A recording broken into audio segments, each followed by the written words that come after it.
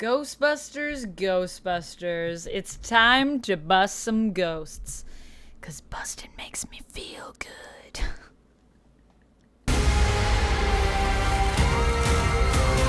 Oh my goodness. Okay, so Ghostbusters Frozen Empire. I went into this movie more hopeful than I did after finishing Afterlife, which for me was an experience. But before we talk about that, one, spoiler warning, because I am going to be getting into all of the Ghostbusters Frozen Empire spoilers. If you want, I did an immediate reaction to this movie after coming out of the theater, and I always keep those spoiler free. So if you do want to hear my thoughts without spoilers being discussed, because you're going to go watch the movie, go check that out. But we're going to be talking about spoilers in this one. And before I jump into this, I'd also just like to offer an olive branch to everyone, because I feel like when I don't like things, or, you know, when I'm just not 100% on board with something, because I don't hate this movie. I want to make that clear. I don't hate this movie. I had fun watching this movie. Overall, it was a good time. But there are some things that bothered me, and I do want to talk about that. I do want to critique the film. And I would just like to point out, sometimes I'm not going to like things, and maybe you will love it. That is okay. In fact, I love that. That is the variety of life, my friends. You can watch Ghostbusters Frozen Empire and you can love this film. You can love Afterlife. I'm fine with that. In fact, I'd love to know what it is you loved about Afterlife, because as someone that really did not enjoy that movie, I would love to understand what it is that you saw there and what you got out of it, so that maybe when I go back and rewatch that movie, because I'm going to do a review on that, a retro review, I will understand what it is that you see, and I'll be able to look for that and then see how I feel about it. And see, you know, oh, do I maybe this is something I missed and that I actually really like this. Or maybe I'll watch it and look for that thing and say, no, it still doesn't really work for me, and here's why. That's the beauty of life. I think this film is perfectly fine, especially if you really like just, you know, proton packs and just busting ghosts, and like you like the sound of that proton pack when it's firing, and that is exciting for you, and that's really all you need. If that's all you need in a movie, and you like that nostalgia, and you like that element of Ghostbusters, and you like amazing ghost designs, you're really gonna like this movie, and I think you should go watch it. And I would even say go to the theaters and watch it. For me, I need a bit more than that, which is why I'm here to discuss Ghostbusters Frozen Empire with you, which to me, as I said in my previous reaction, was disappointing. But I'm going to tell you why. I'm also going to talk about some of the things I liked in it, because I think this film has a lot of promise. I think there was a lot of cool stuff that it wanted to do that it never really got to. I enjoyed the ideas. There were a lot of ideas in this that I enjoyed. To me, it's really interesting, actually, how some people think that this film is worse than Afterlife, mainly because what I would say nostalgia baiting is, and what happened in the first film, where it is very nostalgia baity, and also in the fact that, like, you know, we hadn't had a Ghostbusters film for a long time. So I think a lot of people, when they saw Afterlife, we maybe had some like nostalgia goggles on, and maybe going back to Afterlife now, I wonder if people still feel that. I mean, maybe they do, and that's fine. For me, Afterlife was the type of nostalgia that I don't like in a film, because it felt very like force-fed and very just people repeating the same things that I've already heard and using that as nostalgia. Like, let's bring back the classic characters and make a lot of them say the same lines they do in the first movie. Let's basically do the first movie again. It's kind of what it ended up being in the end. And I personally just found that dull, and I also just found it like just not creative or interesting. They weren't doing anything fun or new. Now, this film to me, I mean, I wouldn't say it's, you know, redefining what we think Ghostbusters is, but it's at least trying to give us like a new story. A new story. We're going back to New York, and there's still nostalgia in it, but the nostalgia isn't in like everyone's doing the same thing. It's more in getting to see these characters return and really kind of see what it is that makes them the characters that we love, but with them doing new stuff. We got Bill Murray here with his sunglasses and his hooch that he kept at the fire station that's still there years later. No one has ever looked in that box and found that hooch. And I thought that was so funny and just so Venkman. It was perfect. So that is something that has been interesting to me, and seeing this discussion between which one people like more, and also once again just the amount of people that me saying I like Frozen Empire better who have told me that I'm wrong and that Afterlife is better, and if I don't get that, I'm not like a Ghostbusters fan. I am a Ghostbusters fan. I do really like Ghostbusters, and I think if we're all fans, we don't really have to fight each other, and it's okay if we like different things. That's okay. Ghostbusters, the very first film, is still my favorite. favorite and will always be my favorite. And I also really liked the Ghostbusters animated series as well, which I watched a lot of reruns of because of the time period, but I really loved that show and I thought it was really fun and well done. Speaking of that, apparently Frozen Empire is based on that animated show. Apparently it was inspired by, at least, that animated show. Now, when I learned about this, I went and I was looking up some articles on it, and I didn't find a lot of quotes about that. It was more like one quote that said that, but never really expanded on how or what they mean about that. I think it's just the Monster of the Week vibe. However, to me, that's a very Ghostbusters vibe. So I didn't really see the animated show inspiration as much when I watched it, which is why I didn't comment on it in my reaction video. And even now, I kind of get it because like Monster of the Week, but to me, that's always just been Ghostbusters. If there was something else that I missed there that you felt like they did that paid homage, please let me know in the comments because I'd love to know if there was something I missed. But personally, when I watched it, I didn't really get that vibe inherently. Granted, it's also been a while since I watched the animated show, so maybe I should go back and do that. I will say this is enough to make me want to go back and watch the animated show, which was really good. Overall, I feel like this film just tries to do too much. It's too much stuff and not enough time, and it just ends up therefore being not enough substance. I think this film could have been actually better as a series, like maybe a limited series. Red Letter Media also talks about that in their review, their Half in the Bag review they did, and I agree with that. I think that there's just too much going on in this, and sometimes less is more. And this is a movie that just has too many working parts, too many characters, and ultimately doesn't do enough with those things. It's got cool ideas. I just wish those ideas were explored more. And unfortunately, that's not what we get. For example, guys, I got gay baited, and I was pretty disappointed about that. So Phoebe has this ghost that she meets. So Phoebe's journey in this is she is told she can't be a Ghostbuster because the Ghostbusters are doing too much damage to the city, and she is a teenager, so she's being asked. I mean, Trevor's also a teenager, but he's 18, so I guess that's fine. She is being asked to basically sit out as a Ghostbuster. Like, no more Ghostbusting for you, Missy. You just gotta be a kid and like enjoy it. And when you're old enough, then you can be a Ghostbuster, no stress. Which obviously Phoebe doesn't take too well to because she's like, science is my whole thing. As I've said before, each main character has their thing, and Phoebe's thing is science. So she's pretty upset, and she gets to be an angsty teen, and then she like goes out late one night and she plays chess with a ghost in the park, and it's really what happens. And I loved how one, off the wall that is, and just like unexpected and just kind of fun, but two, they create this like, they get this really close bond, her and Melody, this ghost, and I got like romantic vibes from them. And then there's a part where Phoebe figures out how she can like be a ghost for a couple minutes through going to Zeddemore's like paranormal lab that he has in like an abandoned aquarium, I think, which is also a really fun thing in this movie. And she uses a machine that can basically like pull your soul or your spirit out of an item and uses it to pull her soul or spirit out of her own body for a couple minutes. And then, you know, you think they're about to kiss and then they don't kiss, and I was so disappointed. And then at the end of the film, we also have a moment where Melody has resolved her unfinished business. I don't know if it's ever really clarified as to how, but I digress. She does that and she's about to fade away, and I thought, this is the moment. This is the moment they'll kiss. They'll have one kiss. Just give me one kiss. It never happened, guys. It never happened, but there was definitely sparks. I guess they didn't want to go all the way with that because they were worried maybe about people's reactions and about people saying, I don't know, it's too woke or something. But to me, they actually earned that romantic moment. They actually built to it and it was earned. So I don't think people really would have said that because it didn't feel out of place. It didn't feel forced. I mean, maybe people still would have said that, but it didn't feel forced. It felt earned. And yet we did nothing with it. We did nothing with it. And I also would have loved just how weird and off the wall it is. Like this weird ghost love story. I don't know. I just thought it was so wacky, and that's what I liked about it, because my favorite things about Ghostbusters tend to be just how wacky and off the wall it is. That's what makes it good. The other thing that I really love about Ghostbusters is the comedy and the strong character motivation, which this film is lacking. There are some funny moments, I'll give it that, but it just doesn't have the comedic backbone of the original. And I don't know if we can really do that again, or, I mean, if we do that, I think we really need a really amazing cast that works well together. And then we also need someone who knows how to edit funny people so that we don't have like 2016 Ghostbusters where we had some funny people, but that film ended up being a lot.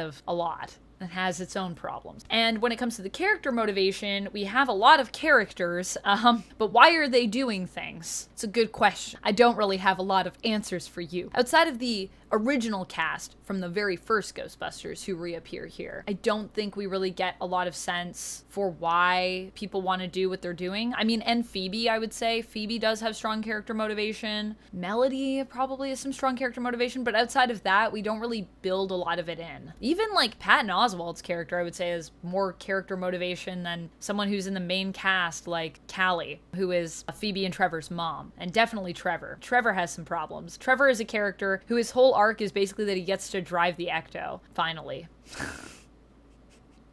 What an arc. What an arc. Poor Finn Wolfhard, he was really given nothing to do in this movie. That being said, I do actually really like a lot of the performers in this. I just feel like none of them really had much to do, which is unfortunate. I also really love the atmosphere, the monster design, the props. All of these things are super fun. I talked about this in my reaction video, and I still feel that it is very true. I just think all of that was done so well, and I wish that, you know, everything else was kind of at that same level. Just even the orb is just such a cool prop, and the way it's built up, and how amazing it looks, and how it works. It's just interesting. It's like this ball of glyphs that when the ghost escapes it, or this ghost or demon escapes it, the big bad, all of the little pieces that make it up like fall away, and it just becomes a pile of like little like glyphs basically, or little symbols of text. And I just think that whole idea of how it looks and was sort of crafted in terms of how it works is really cool. There are some characters that are brought back that specifically just get nothing to do. And of those characters, I would say the folks that have the least to do are Podcast,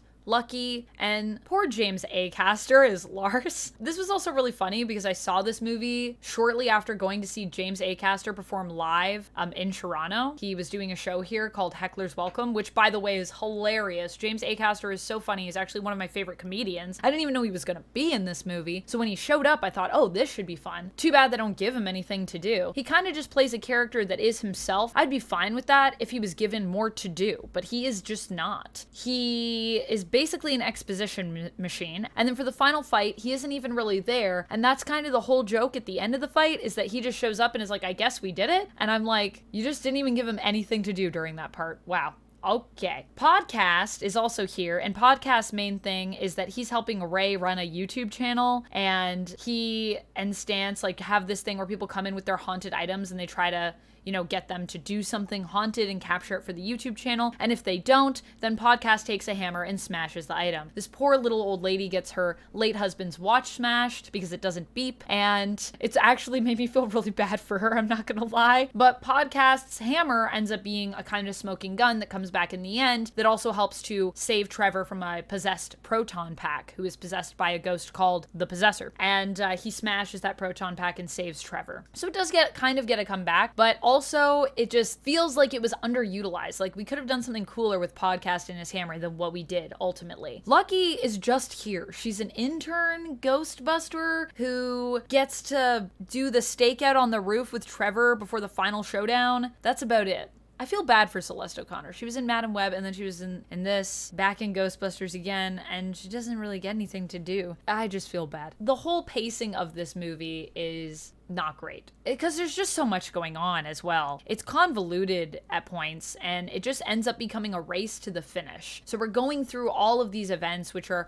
one after the other. It's like, we have to go here to find out the lore, which then means like, oh, now we got arrested, so now we have to go to the police station. There's so many locations in this movie, especially in comparison, I would say, to the original Ghostbusters, which I think maybe has like 5 or 6 at most locations. There's not as many locations as we get here. And the locations all feel like they're just checkboxes as opposed to something that's building to a big moment. It's more like we're running through all of these plot points just to get to the end of the movie. And I know that's how movies are, but it doesn't feel like there's any weight that comes with them. It doesn't feel like we're building anything for these characters. It feels like we're just running through the plot at neck speed because we have so much stuff going on and so many characters to get through. Another character that we get that I actually really liked is Nadeem, who is played by Kumail Nanjiani. And he's actually probably the best performer, best character for sure that he gets to play in the entire movie. He gets to play the fire master, who is basically a firebender,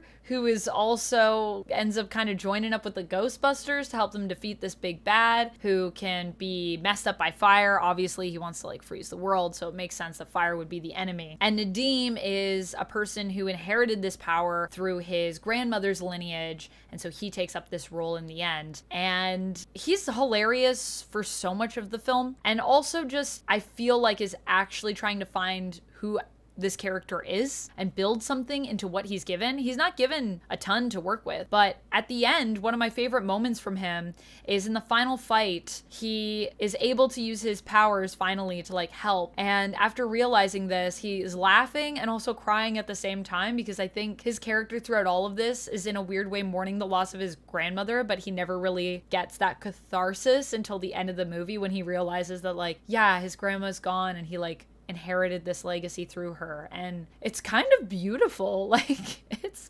weirdly touching to me, this story. And that is the level of depth that we get from this side character. And what happens when he starts laughing and crying, they immediately cut away. I feel like with Kumail Nanjiani, they saw how good he was and they didn't want it to undermine everything else. So they're just constantly setting him up to do cool stuff. And then when he nails it, they're like, quick, cut away to something else. That's what it feels like. He also has one of my favorite, most hilarious moments with James Acaster, the two of them together, where James Acaster is examining the containment unit in the firehouse in the Ghostbusters headquarters. And it's established earlier in the film that he needs complete silence when he's doing this. But of course, Nadeem doesn't know this, so Nadeem comes downstairs, and while Lars is doing this, he starts to like talk to him, and Lars is just so like, oh my gosh, this guy. And just their little bit of banter, it's very short, made me laugh quite a bit, and I found it very funny. That was the funniest thing. That and Bill Murray finding the hooch. Those were the two funniest moments for me. Often, it just feels like a film that gets in its own way because it is so many things. I personally think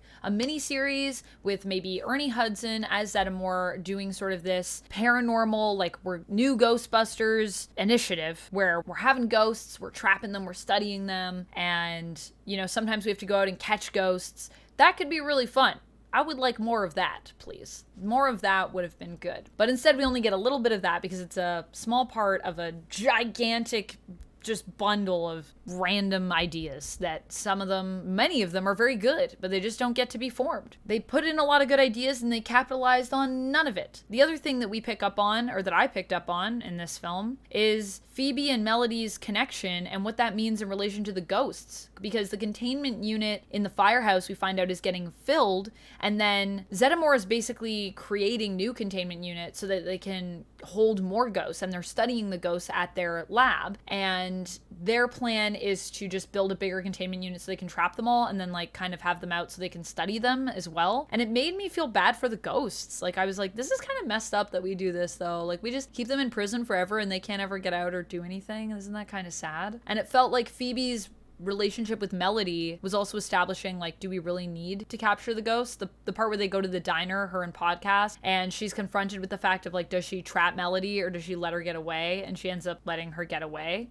because she cares about her. It made me think, maybe we find a better way to deal with these ghosts, and that like there's a better way to ghost bust than what we've established, and we challenge that. But then that also never went anywhere. It's like, nope, we're just gonna, that's not what's happening. Ghosts are still bad and we're gonna trap them, except for Melody, but she's gone now, so it doesn't matter. All right. So a lot of it just ends up feeling very half-formed. The final fight scene is just chaos, and it's just a lot of convenient things, one after the other, and is a fight where the buildup is much better than the final fight itself. Also, the fact that they only show us one pole. I'm pretty sure there's multiple poles in the firehouse, as is established, I believe, in the original Ghostbusters. But at one point, they also need to use the pole to like coat Phoebe's proton pack in brass so they can capture the ghost, because the proton packs don't affect the big bad the way they want it to, but apparently brass or copper, but they don't have copper, will allow them to catch this ghost. And so she coats her pack and they cut part of the pole, but then I think we only ever see one pole in this version, so you're wondering at the end when Nadeem goes down the pole and then is in his getup and is ready to use the fire, where did she take it from? Because we've only seen one poll.